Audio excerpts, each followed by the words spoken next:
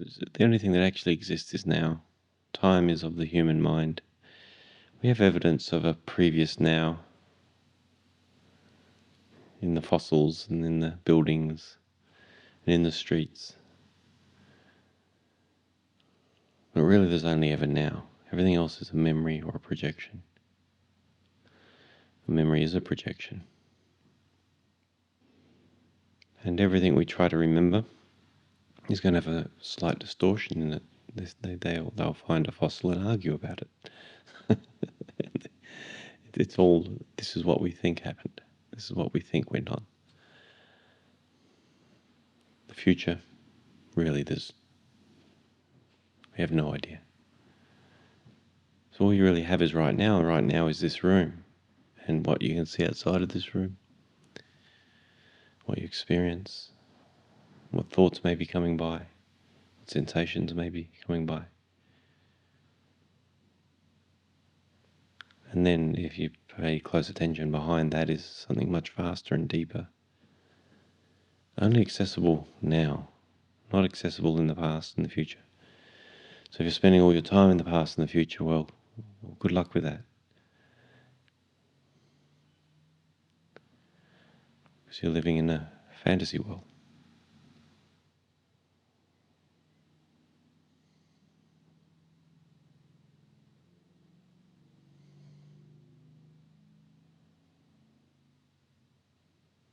And it's often rooted in fear.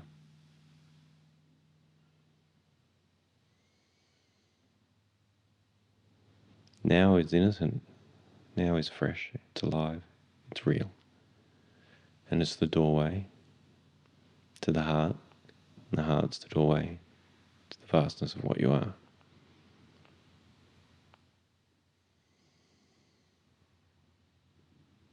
The mind is not. If you think your mind's your friend, you haven't dove deep enough yet. You haven't noticed that it talks to you more harshly than even your worst friend. And even perhaps your enemy.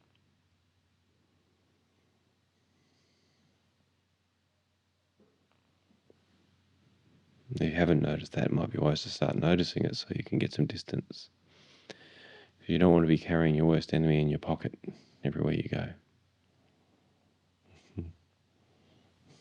You need to tame it. Let it go, let it go. Ignore its neuroses. Let it go by. Stay here, and in the awareness and watching, you're here now.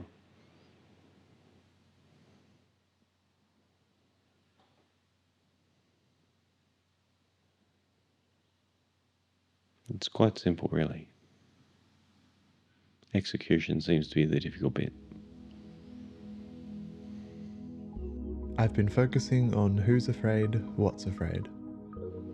Yeah, you can just pull the rug out on it all when you ask, who is it? But if you start pulling the rug out too early and too often, you leave a hell of a mess behind, and you may find some space, but it'll soon get crushed. Snowball's just behind you running down the mountain, you know. So it's always good to do work and heal your history, your cellular history, your energetic history. So that's what we do here, is we investigate a bit, see what's in our way. Because, like as I say, you can find beingness and you see it taught a lot. Oh, you're nobody, nothing, this practice that I've given you, but this is when you've done a lot of work. Not at the start. A lot of people are teaching it at the start, and it creates a hell of a mess.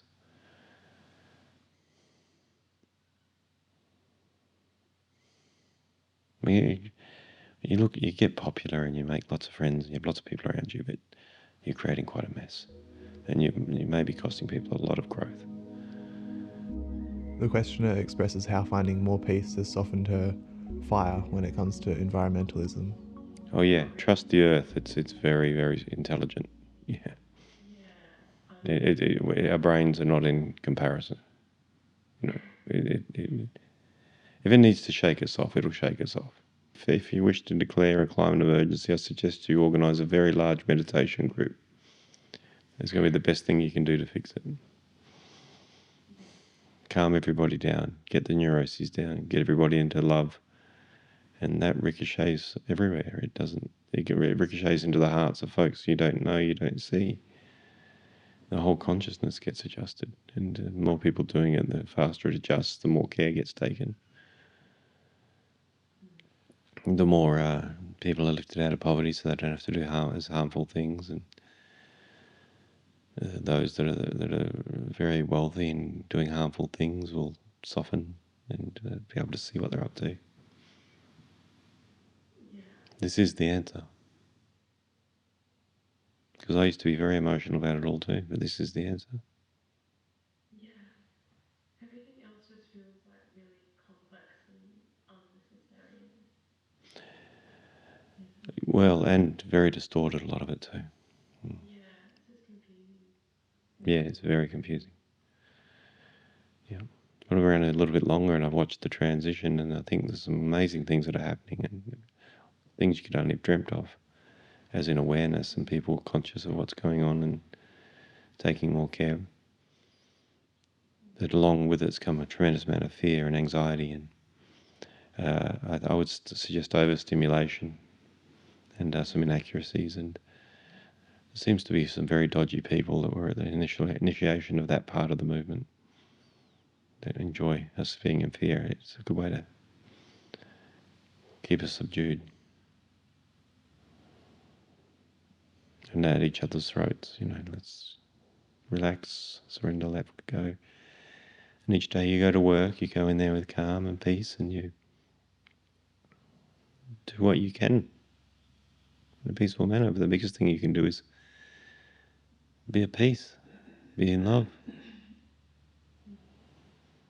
It doesn't just happen in your room, in this room, it spreads.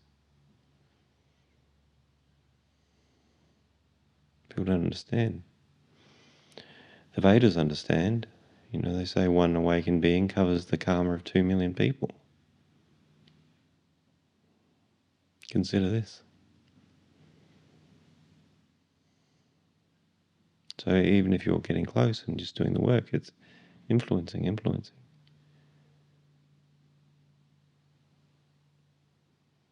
If a few people wake up here, that's profound.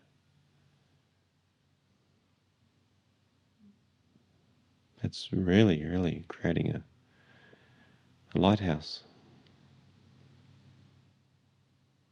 Our stress, our fear, our anger. I've seen some very angry environmentalists. Man, if they think that's helping, they're debilitating their ability to do something valuable, and they're sending a negative consciousness into the planet, which creates more negativity, more harm. You've got to sort yourself out first. Then you can be effective. Then on many levels, let alone just having people like you, being popular, which is what so much of it is.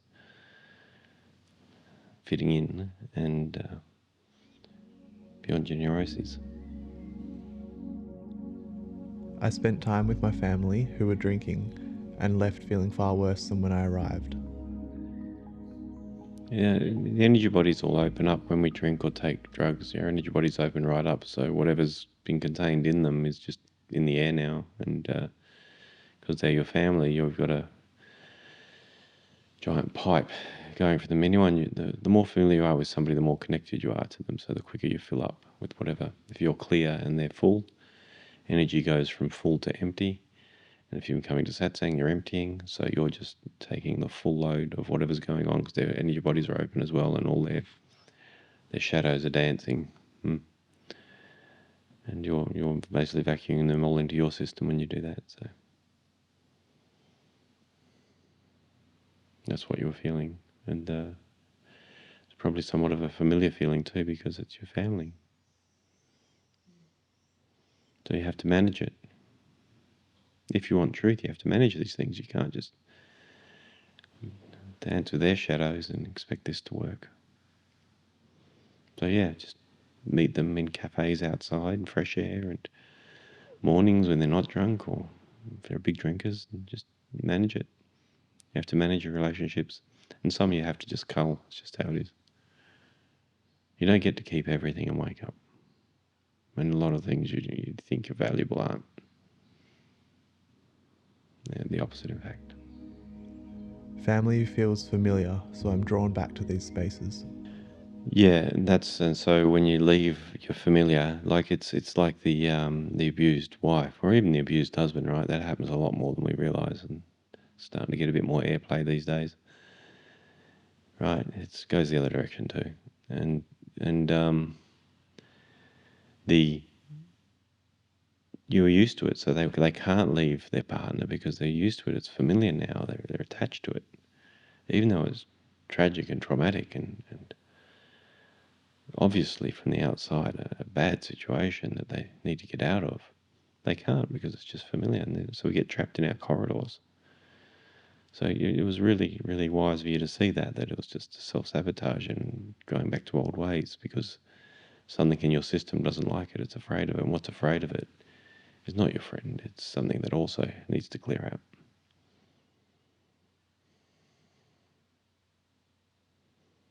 Makes sense? So it's just self-sabotage, yeah. So you have to make peace, and that's what I say to you guys, and I think you may have been here when I've said it, is spending time in Satsang is your whole ecosystem, your whole energetic structure in your mind and your body getting used to a whole different energy field until it becomes normalized. So parts of you don't want to run off and hurt yourself. And people disappear for all the noblest of reasons, but usually, really, it's just that they get to a point and something in them is stronger than their desire to be free. Your desire for freedom has to be at the highest level of all your desires.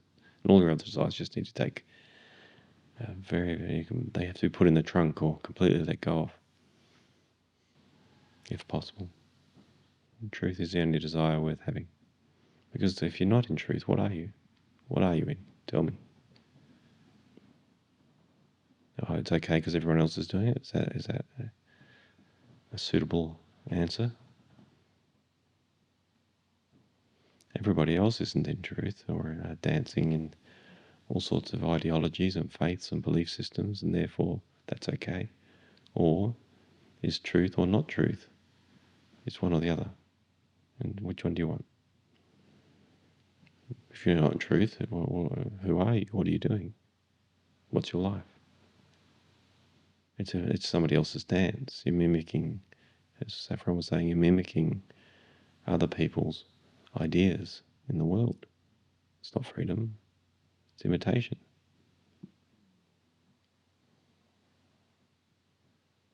But it's for most people, it's not possible to be free. They're so attached and they're so used to these corridors that they want to stay there because it's comfortable, even though it's discomforting, it's comfortable.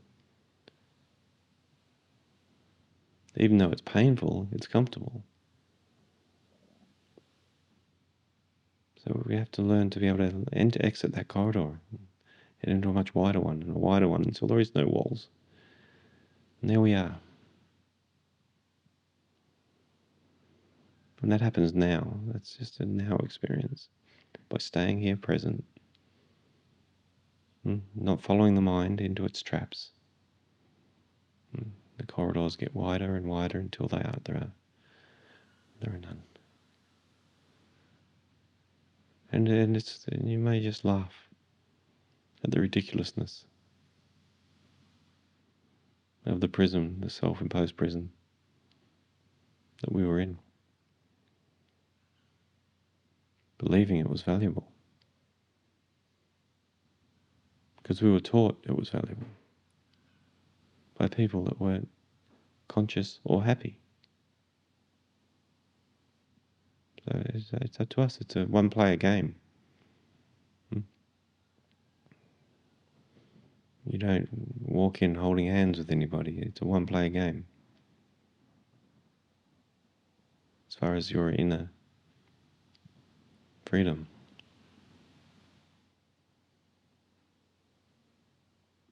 So when do you let go of others' hands and just, choose your freedom? It's a when question and an if question.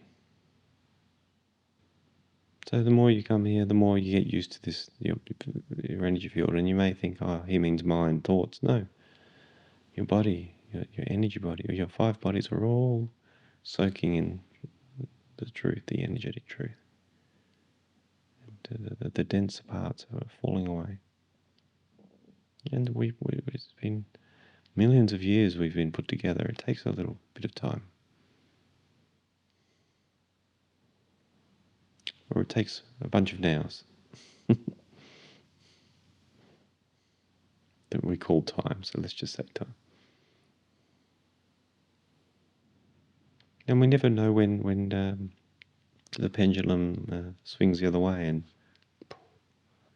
it doesn't have to be in the future. It's a now experience too, so we stay as present as possible, as here as now as possible. As the disturbances arise, we notice them, see if we can root out any depth in them, and just keep staying here now. We never know when we see the truth. We don't project. It's a long way off. We don't project anything. The mind will have you projecting it's out into the future continuously, which is another trap. More trickery. And there's more than enough evidence of that not being true. There's even Buddhist sects and all sorts of traditions that think you have to be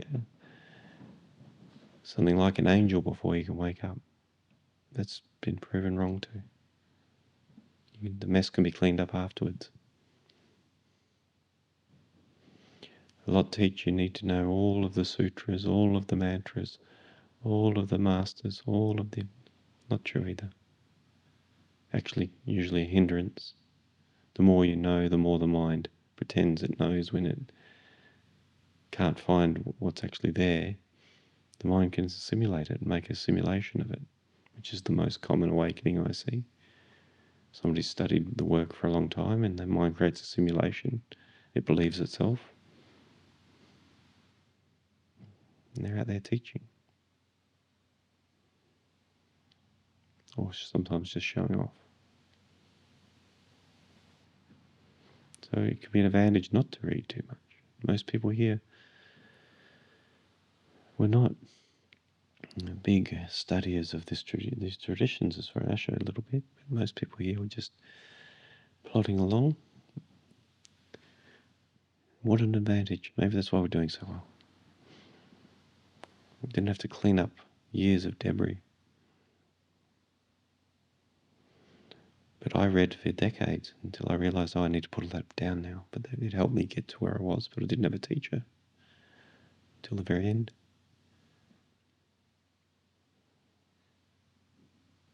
Or a living teacher, I should say. I had a teacher. I'd realised in hindsight I had somebody, they had my back the whole time, but they'd passed already physically. So yeah, watch out for self-sabotage, long story short.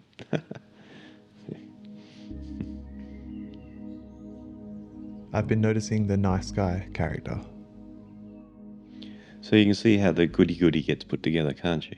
So people have all these, as we've emptied you out, and there's a lot of fears and traumas and drama in their lives. And to get through their life, they create a shell around them. It's called the goody-goody or the missionary or the nice guy, the nice girl. But the moment usually these folks, and I'm not saying you, these folks get into any level of power or control, all these things start to come out because now they don't have to hide anymore because now they're the powerful. And all sorts of really bad things happen. You can check through history by seemingly lovely people getting into power and being very, very harmful. It's, you can have a look at the wokeness going on now as an example of that. It's basically psychologically damaged people putting on a front and trying to manipulate the world into their line of thinking, but as soon as they get any power, what's there reveals. Maybe you won't hear about it for a decade, but you'll hear the stories after a decade.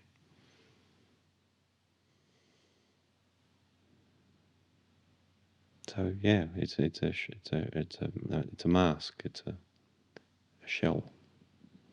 But what's behind it is what we have to find.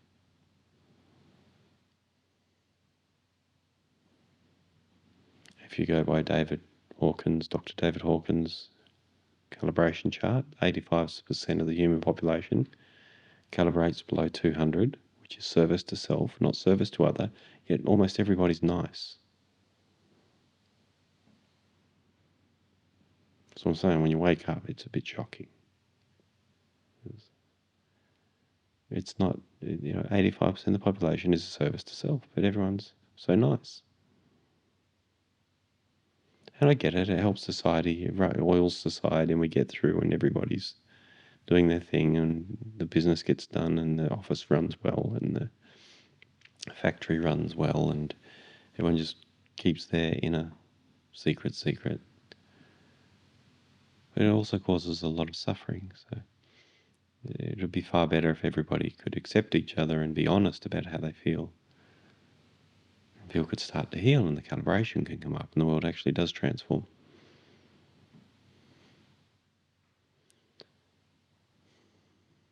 So even folks like Saffron are talking about that. It's a climate emergency. We need to get angry and go out there and run and glue ourselves to roads and glue ourselves to cars and block traffic.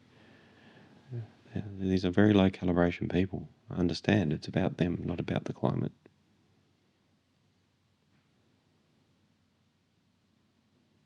It's about them not facing their inner and doing something truly productive if they want to go down that route. Truly helpful.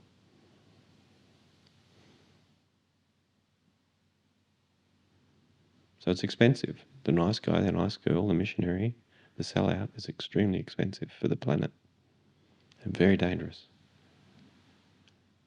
Because people in their power and above 200 don't need to do that, or maybe around the 200, but as you got further and further, you don't need to do that anymore. You see, the charade, the facade is just ridiculous. You don't want anything to do with it. You'd rather be functioning, at peace, helpful.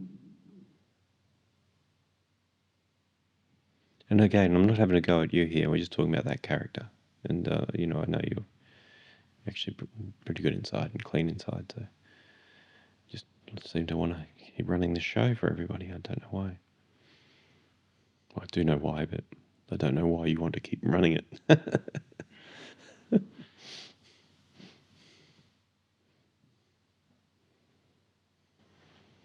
Yeah, because the nice guy's of mind and of fear, and love is of just truth and integrity and just isness. So swap the nice guy out for just the heart space. And just focus on residing in the heart space instead of putting on a character. Which is sort of around you in a shell and it's in the mind. It's the truth. And you'll find that you are, if you're in your heart, you are quite a nice guy, but you also have the ability to be ruthless when you need to be. But it's not a harsh, cruel ruthlessness. It's a ruthlessness that's required because love is being disrespected or harmed. To use words, I mean, you can't harm love, but what's happening is not of love and is harmful. So ruthlessness is required. In the Shaolin monasteries, they were masters of kung fu, were they not? They weren't sitting around, well, they were before Bodhidharma got there, sitting around tamasically falling asleep as they meditate, and they got into martial arts to defend themselves, to protect the Dharma, and to protect themselves. And this is okay. That's a ruthlessness, isn't it? They're being attacked. They're going to be ruthless in that moment. For the love of the Dharma, for the truth. To preserve it. But in a defense, not in an attack. There's religions that are of the sword and they go forward with the sword too. That's not what we're talking about here. In a sauna, I had the experience that the sensation of heat on my skin was no different to sadness or other feelings. That's excellent. Yeah. Yeah, hold on to that one because that's a direct experience within yourself. And it's exactly like that.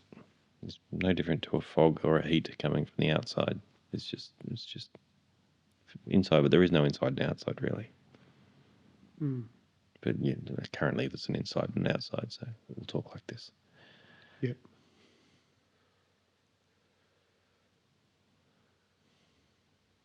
Yeah. Yeah, excellent. That's exactly how it is. So disturbances in the system is just the steam in the sauna. Big deal. You can handle it. Just stay with it. And there's nothing you can't handle because you've already handled it before. So one of the tricks of the mind is you're already bearing something. Like you say you've got cut or you've had an injury, you're already bearing it. But what the mind does in the next moment or in the future, this is going to get worse and I'm not going to be able to bear it. So then there's like a panic that can happen and an escalation emotionally. And really, it's fine. You're already bearing it. It's already happening. It's already done. You know, so you have to be aware of that trick too, and to stay calm. Maybe stay with your breath. And realize you've already got this. And just stay there.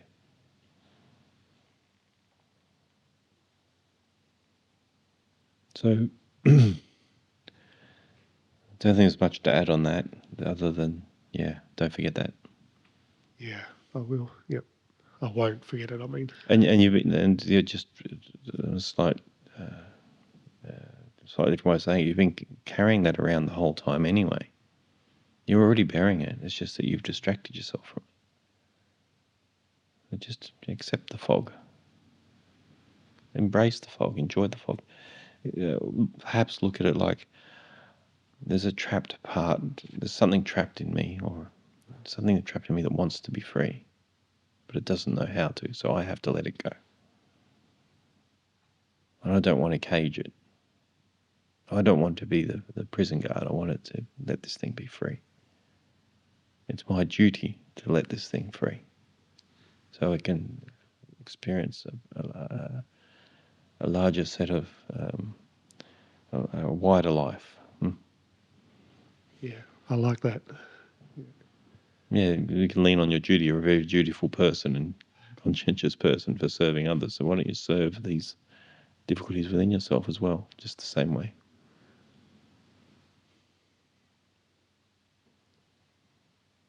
Yeah. Go into service there. Thank you. I've been putting my attention onto forgiving a friend. Okay, so I have a little task for you then. I think you already know it, but maybe I'll highlight it. Let's just get a highlighter on it for now. Is the Ho'oponopono practice. I did that during the kirtan. And? Yeah. That was great. You Yeah. released it and then did the second time as well. Yeah. So what you do with that is you keep going back to that person until there's nothing there anymore. There's no energetic polarity. There's no charge. It's energetics. There's no charge anymore. Like you'll do it and it's just this seems pointless now. Okay. Does that make sense? Yeah. It's zeroed out. Right? You're taking out the electricity. You're taking out the current. Mm-hmm. So then you go to the next person. You go back through your history. It's a form of recapitulation. You go back through, when was the last time I withdrew love or had hatred or anger towards somebody or disrespect and just don't like them? You go to that person. You can just write a list, just a bullet point list of everybody, and just one at a time go through them all. And you may do one and it feels like, oh, that's clean now. Then if you have time, you can go to the next one. And then you can stop any time on those, just make notes, and then you can go back to the one that you just did in a day or two or a week, because what happens is you'll clear it, or it'll feel clear. Then you return to it and you realize, oh, there's more there, because it's like you've cleaned the surface, right? You've cleaned the visible or the conscious, and then the unconscious can come up and there may be more, and you keep doing it until that's zeroed out and you cross that one out. You know what I mean? You go back through your history, clean your history up, because you are carrying it. That charge is within you. Those cords are in you, and all of this. If you can just visualize it as you need all your energy for waking up in the highest truth and peace and happiness and joy, the highest available. So all of these cords are draining that power that help you break on through to the other side. Yeah. So if you want to look at it that way, so all of these And you'll have them for sure as you start examining. You may not see it right away, but as you start going through your life, you'll start noticing. Even when you're a kid, you can start sealing off all these drainages, these leakages. And that's something you can do and pursue, because a lot of people just sit around and they're meditating or whatever, but maybe they're not successful at it, and their mind keeps coming in and disturbing them. Well, a lot of these disturbances are these sorts of things. So you get out front, clean them all up, you'll be able to meditate better. Because you have more power for meditation now. The mind's not running the show as much. Because these turn into thoughts. These support thought patterns and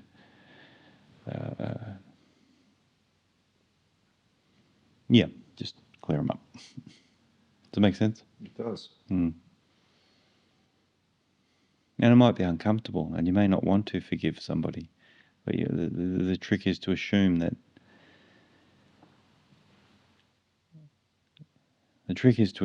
you're somehow responsible for all of the problems, interactions you've had, no matter how the opposite it seems of that. If you just assume within yourself that I was somehow involved in this and I somehow pulled this into my life, and I'm going to take responsibility for it. Parents, siblings, etc., etc., aunties, uncles, grandparents, everybody. The guy that bullied you at school, or if that happened to you, I don't know, but whoever. Does that make sense? It does. It's not a small task, but it's a very, very, very, very powerful one. And it may take quite some time. But if we want freedom, it's not wise to overlook such things. It's a very fast way of moving towards truth. What is energy sensitivity? Yeah, well, there's an energy world, and there's the material world, and there's an energetic world that the material world comes from. If you really want to spend some time, we won't go through it now, but just how can it not be? Everything's vibrational. So another word of, instead of using the energy world, let's just call it the vibrational world. How's that? I mean, this is science, right? Science has agreed it's vibrational. Everything's vibrational. Right? It's already locked in as far as science is concerned. So we are receptors of that.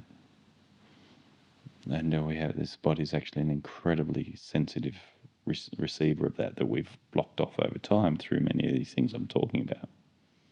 So as we heal all these wounds, and we start to drop our shields and our defense shields against people and different things, we're going to feel the vibrational world more and more and more. What I mean is, you're saying I'm sensitive.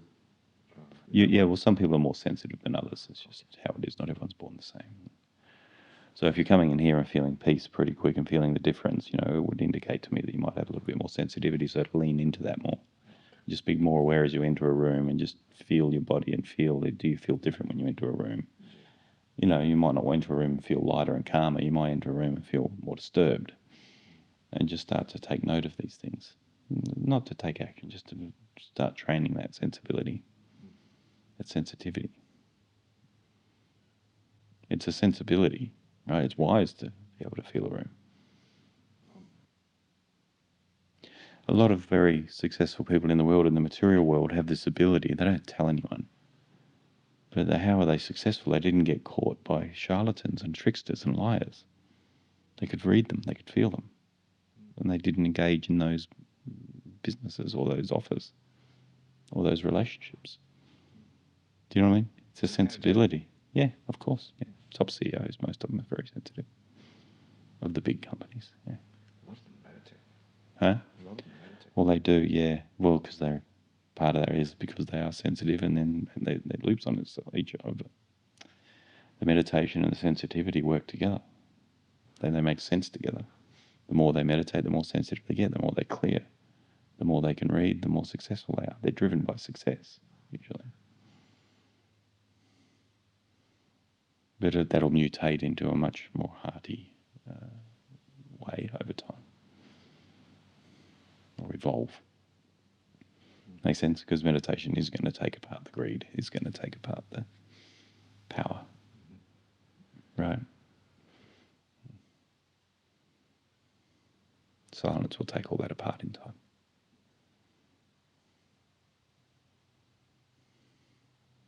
Because it gets seen as a disturbance. It gets revealed as a disturbance at some point instead of a achievement in that sensitivity, in that sensibility. Because as you get more sensitive, if you're spending a lot of time in heavy, dark places, it does soak into you. I mean, you can overcome it, but to take care of your energetic hygiene is very important, because your energetic hygiene is the types of thoughts and the amount of thoughts, how you're going to feel, how you're going to interact. It's your life. It's a big part of your life. And an extremely underlooked part of life in all over the world, but especially the West. Because we're materialists. And unfortunately, a lot of the Eastern cultures are copying us and losing some of their sensitivities as well. Just this like continuous wheel that is moving, and I think it feels like desire, and that it can never be tamed, or there's no end to it. And There's no end to desire. It's true. And so then there's only one desire worth having, and that's freedom from desire. There's only one desire, and that's the desire to be free of desire. yeah, that's what. That's the only desire worth putting your faculties toward. Yeah. And at some point that'll drop away too. And that one desire equals truth. It equals what am I? Who am I? Where am I? You know, what is the actual truth? Is this the truth, or is it something bigger, vaster? And it's quite mysterious. You know, I experience it and live in it, but it's not a mind answer to it. There's no mind answer to it. It's quite remarkable. I don't think anyone's ever exactly worked it out and gone, oh, I completely understand how this arose and how it's here and all the rest of it. It's very magical. It's the answer that's never been found, and I don't think it will be found, and I don't think it's in mind. It's just this isnness, this remarkable power, vibrancy and aliveness that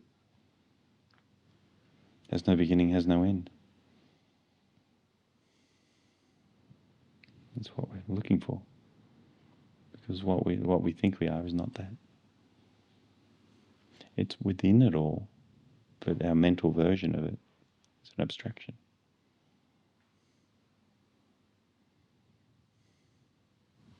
And that's what it feels like, because I think I specifically have this pattern with work and career stuff. Like, I'm always looking for something that's going to give me that sense of like belonging, or Somebodyness. Yeah, somebodyness. And Worthiness. I think when I come to a point like this where I have a job, and then I realize it's not giving me that, and then I quit, and then I get to this point where I feel like I can see the one loop that the wheel's done. And then there's like an opening of, well, I'm never going to find like exactly that. And so there's those little loops you just saw. Yeah. And then there's life loops too.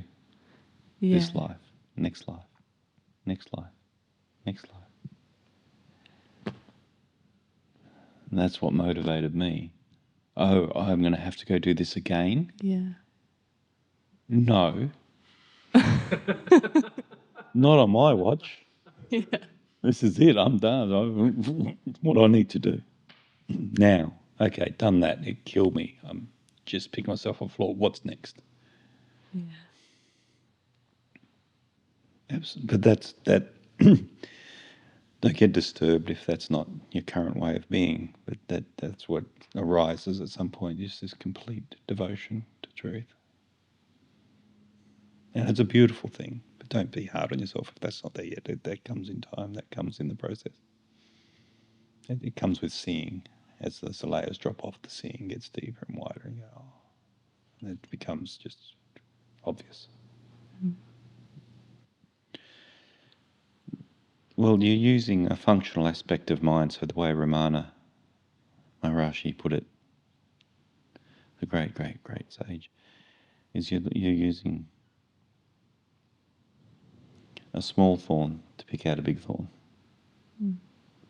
Right, so there's a part of you that wants this desire for freedom, but there's this other part of you that wants to be successful in work and be somebody and be popular, right. The human condition. It's a condition. It's a disease, right? It's a disease. So that disease of the human form of being somebody, being special, being all this stuff that isn't real because there is no separate human.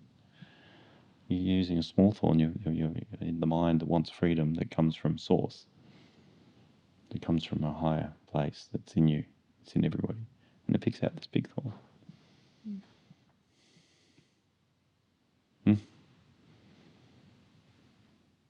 And that's the big thorn's the identity, the ego. So you're using, you use the word the outer to pick out, to go into the inner. It's the little thorn, pick out the big thorn. There's another way of putting that. Make sense? But it's not from the outer. It's from deep within you.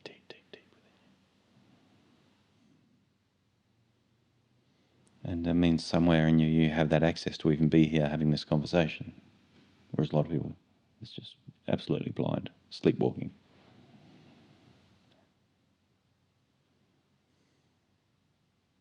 Sleepwalking in identity and building it, making it bigger. But it's not real. So they die unreal. They die at the moment of death, maybe their first glimpse, but they'll be too confused. They'll be absolutely confused when everything opens up in the whole different space views, and perhaps even terrified. If you study the Tibetan Book of the Dead, what a lot of people face, how confused they get at death, because they were materialists, they were body-mind.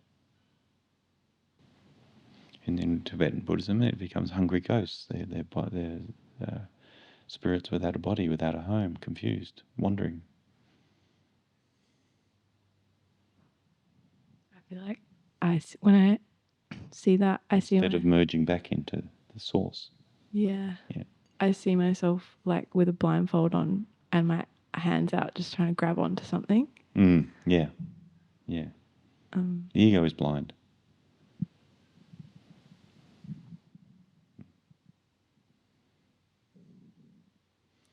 But if you're a blind person, a legitimately blind person without sight, all your other senses are much heightened. You become energy sensitive. Your ears, taste, smell, everything gets very high. With the ego, everything's blind. You can't hear anything.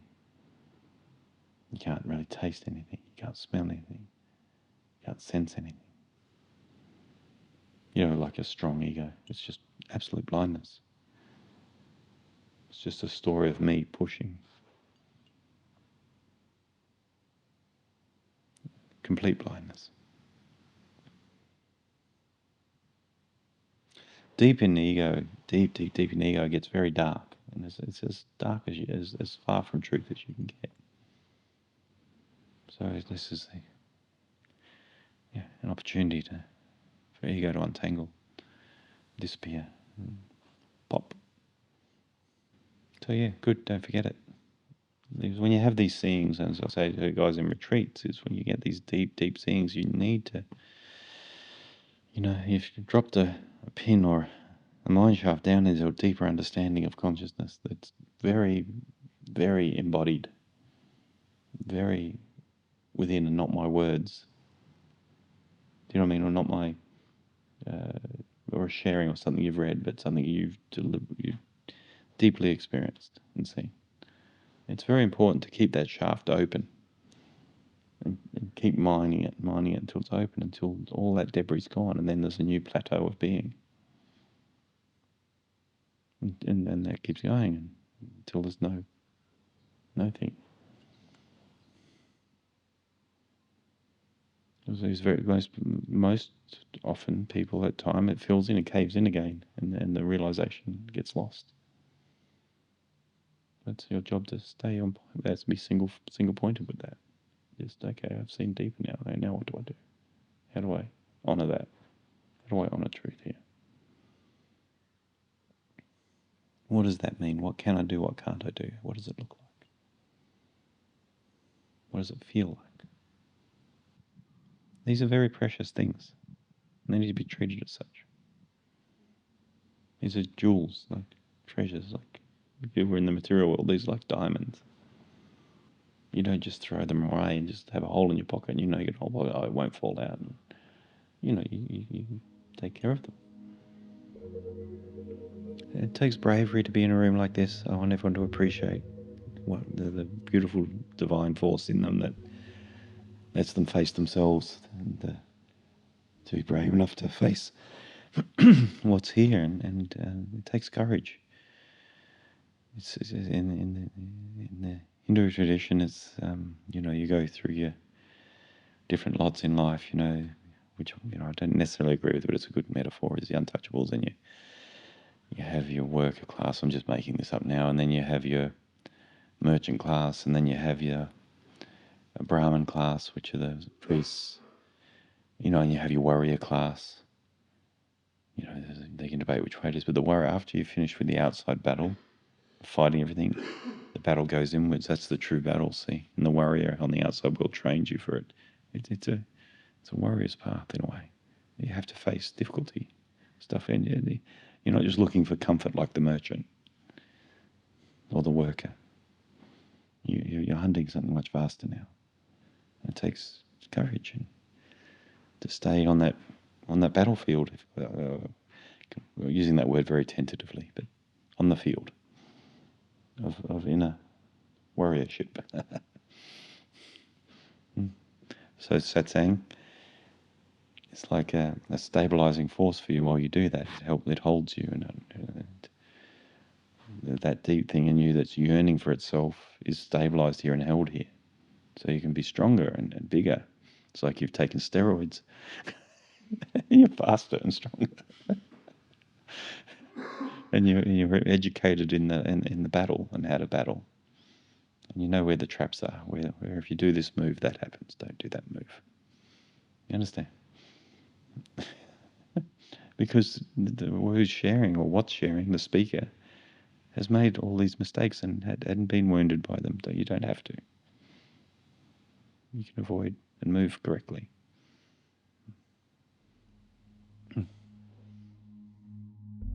Rohan holds 4 online satsangs per week.